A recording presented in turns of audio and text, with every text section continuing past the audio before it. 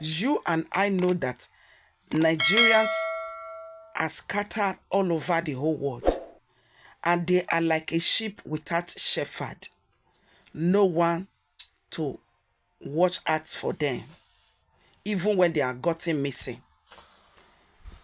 Indian government proved that they are not like Nigeria government that never care for their citizens.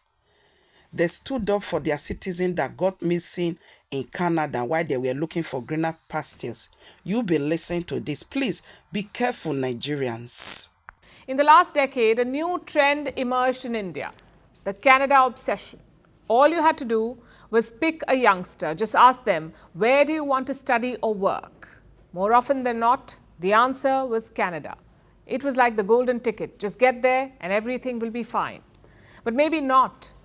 The government of India has released some numbers. It tells us how many Indian students died abroad. The number is 403 in the last 5 years. And we have the country-wise division. Guess who tops this list? Canada with 91 deaths since 2018. At the second place is the UK with 48 deaths. And then comes Russia with 40. The US with 36. Do we know the cause of death? The government says there are multiple causes. Some are accidents, some are natural deaths, and some are because of medical conditions. But what about foul play?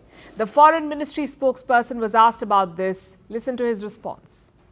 Canada does happen to numerically be the highest, but I would urge that they be looked at in relation to the total number of Indian students in that country. Plus, we would need to see whether these are caused by violence, either car accidents. We don't know. And that's a fair point. Canada has the largest Indian student community, some 300,000 of them. Others are not even close. Russia has 15,000 Indian students. The US has 200,000. The UK has around 55,000. In that context, the numbers are not a surprise. But you see, being alive is a low bar. We need to look at other factors as well.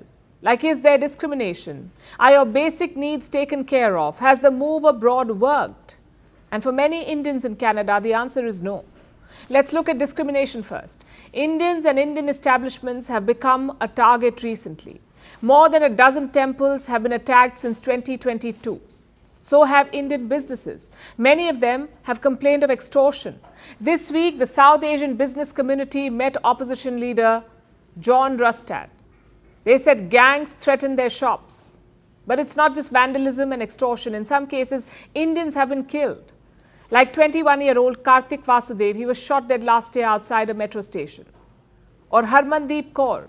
She too was killed last year. Kaur was working as a private security guard. She was attacked with a rod by a Canadian national. And these were not just murders. They were also hate crimes. In July this year, another Indian was killed, Gurvinder Nath. He was delivering food past midnight. Multiple suspects tried to attack him and steal his car. Nath lost his life in that incident. His mother later died by suicide. So that's an entire family destroyed. Now, this last case was random, but it does tell you what the risk is. Many Indian students take up jobs in Canada. Some deliver food, others drive an Uber. If things go wrong, any of them could be next. And the situation is not getting better for them.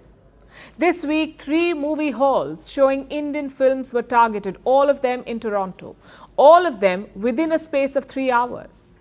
As the movie began, masked men entered the hall. They sprayed some unknown substance on the audience. Many of them started coughing in the end, and the movie halls had to be evacuated. Do you think that's a coincidence? Absolutely not. It was a targeted attack. What is Canada's government doing about it?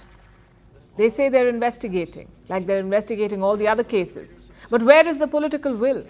Canada is busy protecting designated Khalistani terrorists. They will kick up diplomatic storms without evidence. They will accuse foreign governments on a hunch. But what about persistent anti-India attacks? And forget ordinary Indian students. Canada cannot even protect Indian diplomats and missions. In August, death threats were issued against the Indian High Commissioner. It wasn't even a covert one. It was issued publicly on social media. And what does all of this tell you? That there is no fear of government reprisal. It's a free pass for anti-India elements in Canada, and there is a message here for the Indian students as well. Rethink your choices. Many of them already are, in fact. From July to October, there's been a drop in applications by Indian students, a drop of 40%. Many of them realize that Canada is not worth it. And no, it's not because of the Hardeep Nijjar saga. Justin Trudeau made those allegations in the month of September. This downward trend began before that. The choice is now Canada's. International students are a big money spinner for them. Around 40% of them, 40% of foreign students in Canada are Indians. It's Ottawa's duty to make them feel welcome. And how do you do that? By making all Indians feel safe.